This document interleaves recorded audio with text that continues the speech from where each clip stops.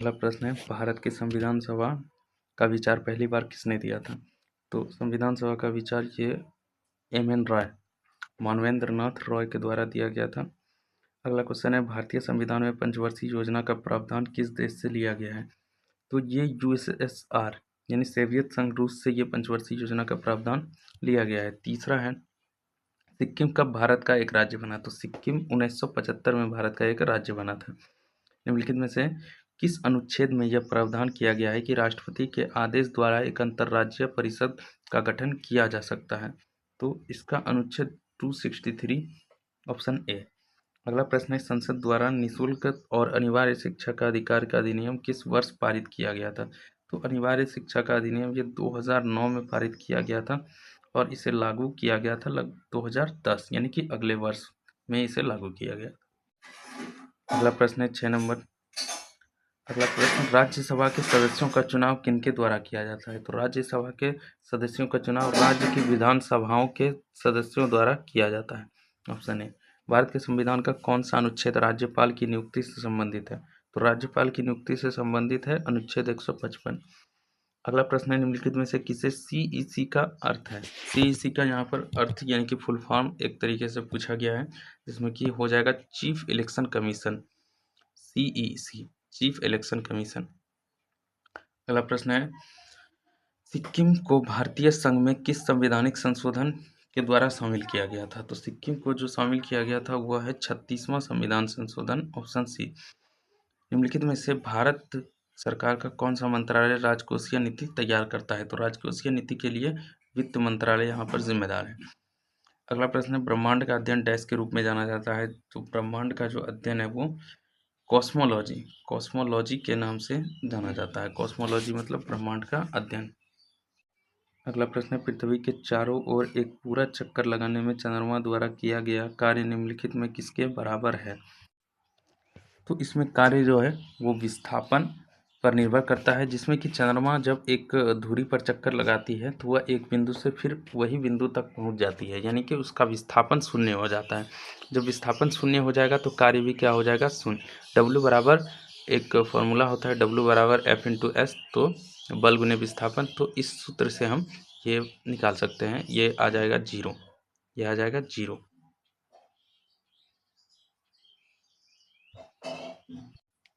अगला है, डैश एक मेरिडियन है जिस पर भारतीय मानक समय आधारित है? तो मेरिडियन की बात करें तो यह 82 डिग्री और आधे डिग्री पूर्वी रेखांश, ये मेरिडियन है जहाँ पर भारतीय समय मानक समय आधारित है। अगला प्रश्न है, निम्नलिखित में से कौन सा मरुस्थल भारत में स्थित नहीं है? तो निम्नलिखित में से कौन सा मरुस्थल भारत में स्थित नहीं है? तो इसका हो जाएगा सिंधु घाटी का मरुस्थल। सिंधु घाटी का मरुस्थल पाकिस्तान में है। अगला है, 10 डिग्री जल संधि इनमें से किससे संबंधित है? तो 10 डिग्री जल संबंधित हो जो अंडमान निकोबार द्वीप समूह से संबंधित है। अगला प्रश्न है, हिमालय पर्वतमाला का वह हिस्सा जो तीस्ता और दिहांग नदी के बीच में स्थित है? तीस्ता और दिहांग नदी के बीच में डैश के रूप से जाना जाता है, तो यह असम हिमालय, असम हिमालय का भाग जो दिहांग और तीस्ता नदी के बीच में स्थित है। गोदावरी नदी का उद्गम स्थल किस स्थान से होता है? तो अगला प्रश्न में जो गोदावरी नदी का उद्गम स्थल है वो गोदावरी नदी का उद्गम स्थल हो जाएगा ब्रह्मगिरी की पहाड़ी, ब्रह्मगिरी की पहाड़ी से गोदावरी नदी निकलती है, ये आपको याद रखना है। 18 है, अल्फांसो किस फल की किस्म है? तो अल्फांसो जो है एक प्रकार की आम की फसल है की किस्म है। अगला है, इनमें से किस विकल्प के शहर स्वर्णिम चतुर्भुज में है? तो स्वर्णिम चतुर्भुज में दिल्ली, मुंबई, चेन्नई और कोलकाता जैसे शहर शामिल है, तो इसका हो जाएगा ऑप्शन ए। अगला है, पत्थर की बनी नृत्य करते हुए पुरुष की मूर्ति नटराज किस स्थान पर पाई गई है? तो पत्थर से बनी यह हड़प्पा में पाई गई है, नटराज की मूर्ति यह हड़प्पा में पाई गई है। अगला प्रश्न, इनमें से कौन सा राजा हर्षवर्धन के दरबारी कवि थे? तो राजा हर्षवर्धन के दरबारी कवि बाण भट्ट, राजा हर्षवर्धन के दरबारी कवि क्या हो जाएगा? बाण भट्ट। चलते हैं अगले प्रश्न। अगला है, किताब उल हिंद इनमें से किस यात्री एवं विद्वान की कृति है? तो किताब उल हिंद ये जो है अलबरूनी की एक कृति है। अगला प्रश्न है, अजंता की गुफाओं की चित्रकारी क्या दर्शाती है? तो अजंता की गुफाओं की चित्रकारी जो है वो जातक कथाओं पर आधारित है, जातक कथाओं को दर्शाती है। अगला प्रश्न है, बहमनी साम्राज्य की स्थापना किसने की थी? तो बहमनी साम्राज्य की जो स्थापना थी हसन गंगू, इसका जो पूरा नाम है अलाउद्दीन बहमन शाह या हसन गंगू के नाम से इसे जाना जाता है। अगला प्रश्न है अली कुली सलीम और अबू तालिब कलीम डैश के शासनकाल के दौरान महत्वपूर्ण कवि थे। तो यह हो जाएगा सी शाहजहां के शासनकाल के दौरान। अगला है फतेहपुर सीकरी या विजय का शहर 12 साल तक डैश की राजधानी रही। फतेहपुर सीकरी जो है यह एक महत्वपूर्ण समय था अकबर के शासनकाल के समय। यह महत्वपूर्ण शहर माना जाता था और राजधानी भी वहाँ की रही थी। अगला है सालाबाई की संधि पर हस्ताक्षर किए गए थे जिसे पहले एंग्लो मराठा युद्ध को समाप्त कर दिया था। तो इसका हो जाएगा ऑप्शन बी मई 1782। अगला है 1855 से 56 में भारत में हुए संथाल विद्रोह का नेतृत्व किसने किया था। संथाल विद्रोह का नेतृत्व सिद्धू और कानू ने किया था। अगला है जलियांवाला बाग हत्याकांड के लिए जिम्मेदार जनरल डायर की हत्या इनमें से किसने की थी। तो जनरल डायर की हत्या जो है सरदार उधम सिंह ने की थी। भारतीय इतिहास में किसे बादशाह खान कहा जाता है। तो भारतीय इतिहास में बादशाह खान के नाम से खान अब्दुल गफ्फार खान को जाना जाता है जिसे सीमांत गांधी के नाम से भी जाना जाता है। अगला प्रश्न 31 है किसी भी उत्पाद के पैकेज पर अंकित एमआरपी का अर्थ है मैक्सिमम रिटेल प्राइस। इसका हो जाएगा मैक्सिमम रिटेल प्राइस यानी कि उस कीमत से व्यक्ति अधिक कीमत पर नहीं बेच सकता है किसी भी उत्पाद को। भारत में पीपुल्स प्लान किसके द्वारा तैयार किया गया था। भारत में पीपुल्स प्लान ये एम.एन. रॉय मानवेंद्र नाथ रॉय के द्वारा किया गया था। ये आपका ऑप्शन ए हो जाएगा। अगला प्रश्न है स्मॉल इंडस्ट्रीज एवं डेवलपमेंट बैंक ऑफ इंडिया का मुख्यालय कहाँ है। SIDBI का मुख्यालय हमसे पूछा गया है वो हो जाएगा लखनऊ। सिडबी का जो मुख्यालय है वो लखनऊ में है तो इसका ऑप्शन। अगला प्रश्न है वस्तुओं के निर्यात और आयात के संतुलन को डैश के रूप में संदर्भित किया जाता है। तो इसके आयात और निर्यात से जो संबंधित है वो व्यापार संतुलन के रूप में संदर्भित किया जाता है। निम्नलिखित में से कौन सा परंपरागत कृषि विकास योजना का उद्देश्य नहीं है। तो कृषि विकास योजना का उद्देश्य इसमें हो जाएगा ग्रामीण एवं शहरी रोजगार के अवसर पैदा करने के लिए। यह इसका उद्देश्य नहीं है। कृषि विकास का योजना कृषि कार्यों से संबंधित है न कि शहरों में रोजगार अवसर पैदा करने के लिए। अगला है राष्ट्रीय ग्रामीण आजीविका मिशन निम्नलिखित में से किसकी सहायता से लागू किया गया है। तो इसमें हो जाएगा वर्ल्ड बैंक की सहायता से इसे लागू किया गया। सरकार द्वारा गिफ्ट शहर की योजना कहाँ बनाई गई। तो सरकार द्वारा गिफ्ट शहर की योजना अहमदाबाद में बनाई गई। अगला है यूएनडीपी का पूर्ण रूप क्या है। यूएनडीपी का जो पूर्ण रूप है United Nation Development Program. United Nation Development Program इसका आंसर हो जाएगा। ईस्टर का त्यौहार किस दिन मनाया जाता है। तो ईस्टर का त्यौहार ये रविवार को मनाया जाता है। ये क्रिश्चियन का धर्म का एक त्यौहार है जो रविवार के दिन मनाया जाता है। अगला है उस्ताद अमजद अली खान किस वाद्य यंत्र से संबंधित है। तो अमजद अली खान सरोद वादक या क्या है सरोद वादक। 41 नंबर प्रश्न है इंटरप्रेटर ऑफ मेलोडीज द्वारा लिखी गई है। तो पुस्तक इंटरप्रेटर ऑफ मेलोडीज जो लिखी गई है वह किसके द्वारा लिखी गई है। तो यह झुम्पा लाहिड़ी के द्वारा लिखी गई है। अगला है भारत में हर साल राष्ट्रीय गणित दिवस कब मनाया जाता है। तो राष्ट्रीय गणित दिवस 22 दिसंबर को और पाई दिवस जो है 22 जुलाई को मनाया जाता है। 22 जुलाई क्योंकि पाई का वैल्यू होता है 22/7 तो 22 और जुलाई 7वां महीना जुलाई। और अंतर्राष्ट्रीय पाई दिवस जो है वो 14 मार्च को मनाया जाता है क्योंकि पाई की वैल्यू होती है 3.14 तो 14 तारीख और तीसरा महीना। अगला प्रश्न है भारत में भौतिक विज्ञान के लिए प्रथम नोबेल पुरस्कार किसने प्राप्त किया। तो भारत में नोबेल पुरस्कार प्राप्त करने वाले CV रमन इन्हें भौतिक विज्ञान में नोबेल पुरस्कार मिला था। अगला है यूनेस्को द्वारा भारत में विश्व धरोहर स्थल में कुल कितनी संख्याएं हैं। तो विश्व धरोहर स्थल में कुल संख्या जो है 40 हो गई है भारतीय धरोहर स्थल की। चांद पर मानव को ले जाने वाले लूनार अभियान का नाम क्या था। तो चांद को मानव पर ले जाने वाले अभियान जिसे नासा ने शुरू किया था अपोलो 11 के नाम से जाना जाता है। कंप्यूटर में इनपुट के बाद की जानकारी क्या कहलाती है। कंप्यूटर में इनपुट के बाद की जानकारी आंकड़ा या डेटा कह सकते हैं। निम्नलिखित में से कौन सी उच्च गति अर्धचालक मेमोरी है जो CPU की गति को बढ़ा सकती है। तो CPU की गति को बढ़ाने के लिए कैश मेमोरी ये आवश्यक है। निम्नलिखित में से कौन सा कंप्यूटर वायरस है। कौन सा कंप्यूटर वायरस है। तो कंप्यूटर वायरस में हो जाएगा क्रीपर एक प्रकार का कंप्यूटर वायरस है। वर्ल्ड वाइड वेब का आविष्कार किस वर्ष किया गया था। तो वर्ल्ड वाइड वेब का आविष्कार जो है 1989 में किया गया था। माइक्रोसॉफ्ट एक्सेल को डैश भी कहा जाता है। माइक्रोसॉफ्ट एक्सेल को स्प्रेडशीट भी कहा जाता है, स्प्रेडशीट भी कहा जाता है। अगला है राशि की तुलना, मापन और उसकी इकाई का कौन सा युग्म सुमेलित नहीं है। तो अगला प्रश्न का आंसर हो जाएगा वजन घन मीटर। वजन को घन मीटर से नहीं मापा जाता है, द्रव्यमान को किलोग्राम और दाब को पास्कल में, तापमान को केल्विन में मापा जाता है, लेकिन यह जो है ये गलत है। अगला प्रश्न है एक पाइप में बहने वाले द्रव के प्रवाह की गति और दर को मापने के लिए उपयोग किए जाने वाले उपकरण का नाम क्या है। तो ये वेंचुरीमीटर। पाइप में बहने वाले द्रव के प्रवाह और गति को मापने के लिए वेंचुरीमीटर का उपयोग किया जाता है। अगला प्रश्न है निम्नलिखित में से कौन सी एक सदिश राशि नहीं है। सदिश राशि नहीं है यानी कि इसमें केवल परिमाण है, दिशा नहीं है। तो ये हो जाएगा कार्य। कार्य में कोई दिशा नहीं होती है, केवल परिमाण होती है, तो यह सदिश राशि नहीं होगा। हम बिना फिसले पृथ्वी पर चलने में क्यों सक्षम होते हैं। तो घर्षण बल के कारण। बिना फिसले इसलिए चल पाते हैं क्योंकि घर्षण बल कार्य करता है। अगला है ध्वनि निम्न माध्यमों में किसमें यात्रा नहीं कर सकती। तो निर्वात में ध्वनि यात्रा नहीं कर सकती है। अगला प्रश्न है निम्नलिखित में से किसे आधुनिक परमाणु सिद्धांत का जनक माना जाता है। तो आधुनिक परमाणु सिद्धांत के जनक जॉन डाल्टन को माना जाता है। अगला है जब किसी तत्व के परमाणु भिन्न भिन्न द्रव्यमान संख्या होती है तो उसे क्या कहते हैं। तो उसे आइसोटॉप कहते हैं। उसे क्या कहते हैं, अगला है निम्नलिखित में से किस अम्ल का उपयोग पूर्तिरोधी एंटीसेप्टिक के रूप में किया जाता है। बोरिक अम्ल का उपयोग एंटीसेप्टिक के रूप में किया जाता है। निम्नलिखित में से कौन सी गैस खाद्य उत्पादन में दुर्गंध का कारण बनती है। तो ऑक्सीजन जो है खाद्य ऑक्सीकरण की प्रक्रिया द्वारा ऑक्सीजन खाद्य उत्पाद में दुर्गंध लाती है। अगला है निम्नलिखित में से कौन सा धावन सोडा का उपयोग नहीं है। यहाँ पर धावन नहीं है, धोवन हो सकता है, तो इसमें यह हो जाएगा। तो कपड़ा धोने के लिए इस्तेमाल नहीं किया जाता है, उसमें इसका उपयोग पेय जल के कीटाणुओं को मुक्त बनाने के लिए किया जाता है। अगला है बागवानी की वह शाखा जो सब्जियों के उत्पादन और भंडारण के प्रसंस्करण और विपणन से संबंधित है, वह क्या कहलाती है। तो 61 नंबर का आंसर हो जाएगा ओलेरी कल्चर। सब्जियों के उत्पादन से ओलेरी कल्चर।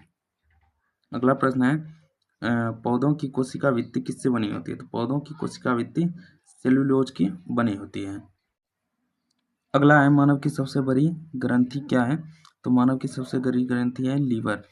अगला प्रश्न है रक्त का थक्का किसकी उपस्थिति के कारण बनता है। तो रक्त का थक्का बनना यह प्लेटलेट्स की उपस्थिति के कारण बनता है। पारिस्थितिक तंत्र में कितने प्रकार के पारिस्थितिक पिरामिड होते हैं। तो पारिस्थितिक तंत्र में जो पिरामिडों की संख्या होती है वह लगभग 3 प्रकार की होती है। उत्पादन, उपभोक्ता में शाकाहारी और मांसाहारी, ये 3 टाइप के। अगला है हाल ही में अर्जेंटीना के राष्ट्रपति ने किस देश की नागरिकता ग्रहण की है। तो अर्जेंटीना के जो राष्ट्रपति हैं उन्होंने अभी इटली की नागरिकता को ग्रहण किया है। अगला है आपदा शमन परियोजनाओं को मंजूरी देने वाले उच्च स्तरीय कमेटी की अध्यक्षता किसने की है। तो उच्च स्तरीय कमेटी की अध्यक्षता ये अमित शाह ने की है। अगला प्रश्न है एक व्यक्ति उगते हुए सूरज की दिशा में चलना शुरू कर देता है और अपनी बाईं ओर 45 डिग्री घूमता है और 500 मीटर आगे चलता है। सूरज के उगते दिशा में यानी पूर्व दिशा में गया, फिर 45 डिग्री अपनी बाईं ओर यानी उत्तर पूर्व की तरफ मुड़ा और 500 मीटर आगे चलता है। उसके बाद वह अपनी बाईं ओर 90 डिग्री घूमता है।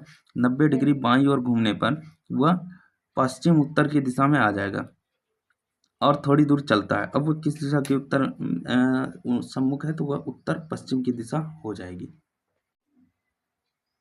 अगला प्रश्न है select the most appropriate meaning of the given idiom. Idiom का हमें मीनिंग ढूंढना है। टू टेक पेन यानी दर्द लेना।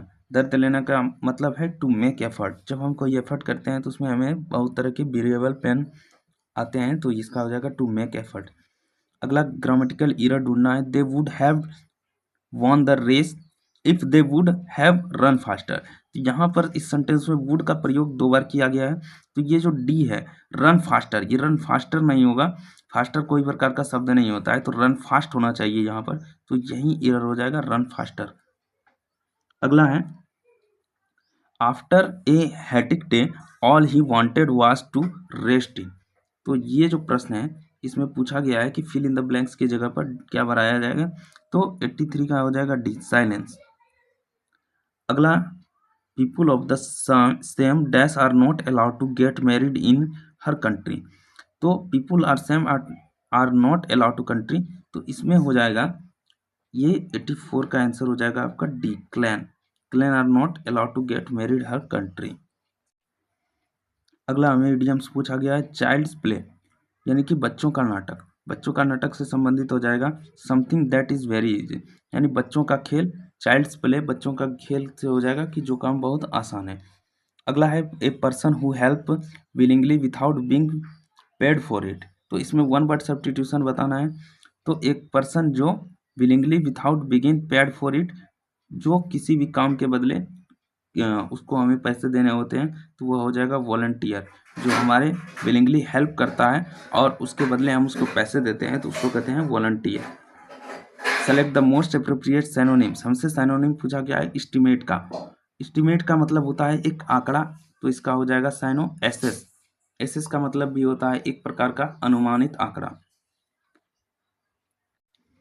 अगला जो है वो सेंटेंस इंप्रूवमेंट का है।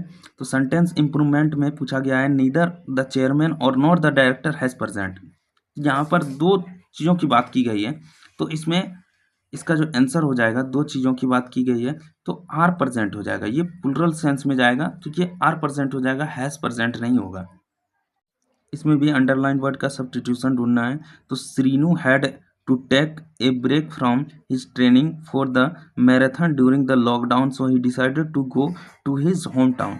तो यहाँ पर जो take a break from, take a break from का जो हमारा सब्स्टिट्यूशन हो जाएगा, ये बिल्कुल सही है। तो इसका कोई सब्स्टिट्यूशन की रिक्वायर्ड नहीं है, ऑप्शन ए हो जाएगा, नो सब्स्टिट्यूशन रिक्वायर्ड। अगला जो प्रश्न पूछा गया है वो वन वर्ड सब्स्टिट्यूशन का है। Go back over the same route that one has just taken. जो वापस उसी रूट पर जाना जहाँ से हम लोग एक बार जिस रूट को ले चुके हैं। तो जिस रूट को ले चुके हैं तो इससे संदर्भित हो जाएगा डी रीट्रेंस, यानी कि पुनः उसी ट्रेंस पे जाना। अब हिंदी का प्रश्न आ गया है। अगला प्रश्न है हिंदी का, निम्नलिखित में से विकल्पों में प्रचुर का विलोम शब्द है। प्रचुर का मतलब होता है अधिक मात्रा में, तो इसका जो हो जाएगा आंसर वो हो जाएगा अल्प। प्रचुर का अल्प।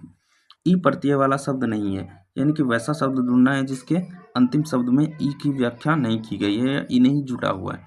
तो इसमें हो जाएगा चमेली। अगला हो जाएगा महेंद्र का संधि विच्छेद होगा।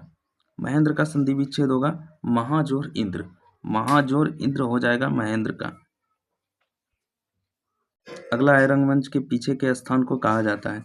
तो रंगमंच के जो पीछे का स्थान है उसे कहा जाता है नेपथ्य। उसे क्या कहा। अगला है जिसे बुलाया ना गया हो, वाक्य के लिए प्रयुक्त होने वाला शब्द है, यानी कि जिसे नहीं बुलाया गया है वो भी प्रयुक्त हो गया है, इसके लिए शब्द होगा अनाहुत। अगला है अनिष्ट का अर्थ डैश होता है, परंतु अनिष्ट का अर्थ निष्ठाहीन होता है। ये समरूपी भिन्नार्थक शब्द है। तो यहाँ पर अनिष्ट का हमने अर्थ पूछा गया है, तो अनिष्ट का जो अर्थ हो जाएगा वो हानि हो जाएगा। अगला है वर्ण का अर्थ नहीं होता है। तो वर्ण का अर्थ नहीं होता है तो ये सुंदर। वर्ण का मतलब अक्षर भी हो सकता है, जाति भी हो सकता है, रंग भी हो सकता है, लेकिन सुंदर नहीं हो सकता है। निम्न में किस एक का अर्थ पुराना है। तो पुराना से संबंधित जो अर्थ हो जाएगा वो चीर हो जाएगा। एक चीर मतलब वस्त्र होता है, लेकिन एक चीर का मतलब पुराना भी होता है। अगला है वागीश्वरी का पर्यायवाची शब्द है। वागीश्वरी का पर्यायवाची शब्द होगा शारदा। 100वां क्वेश्चन है कान का कच्चा होना। कान का कच्चा होना मतलब सुनी सुनाई बातों पर विश्वास करना। जो लोग सुनी सुनाई बातों पर विश्वास करते हैं वो कान के कच्चे कहलाते हैं। इस मुहावरे का अर्थ यही होगा। तो ये हमारा सेट प्रैक्टिस सेट 4 भी कंप्लीट हो चुका है। इसमें आपको सेट लगाना है और देखना है कि आपका स्कोर कितना आ रहा है। इसके अलावा इसमें जो मैथ और रीजनिंग के क्वेश्चन छोड़े गए हैं उसे भी आपको प्रैक्टिस करना है अच्छे तरीके से। वीडियो को शेयर करना है और जितना भी इसमें क्वेश्चन दिया गया है उसकी प्रैक्टिस आपको डेली बेसिस पर करनी है। इसके पहले जो 3 प्रैक्टिस सेट हो चुका है उसको भी आपको देखना है और इसमें जो भी प्रश्न में आपको दिक्कत है उसे कमेंट कर सकते हैं।